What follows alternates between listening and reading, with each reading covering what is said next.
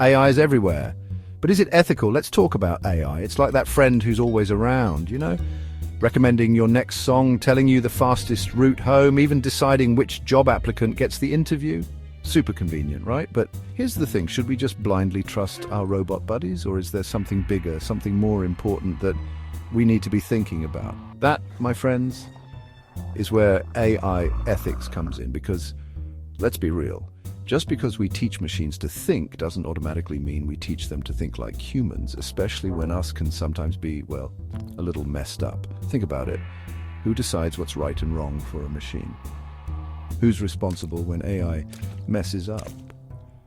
And how do we make sure this tech doesn't just become another tool for the powerful to oppress the powerless? These are the big questions we got to be asking. Look, nobody's saying AI is inherently bad. In fact, it has the potential to be amazing. Imagine algorithms that help doctors diagnose diseases earlier, or systems that make our cities more efficient and sustainable. That's the dream, right? But here's the catch. AI is only as good as the data we feed it. And guess what? A lot of that data reflects our own human biases, prejudices, and blind spots.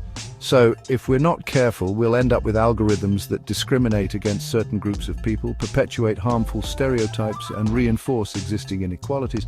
And it's not just about bias. What about privacy? AI thrives on data, your data. Every click, every search, every interaction you have online is being tracked, analyzed, and used to build a digital profile of you. That information can be used for good, sure, but it can also be used to manipulate you, exploit your vulnerabilities, or even steal your identity. Not cool, right? And then there's the whole job displacement thing. Look, automation has always been a part of technological progress, but AI is different. It's not just about replacing manual labor anymore, it's about replacing cognitive tasks too.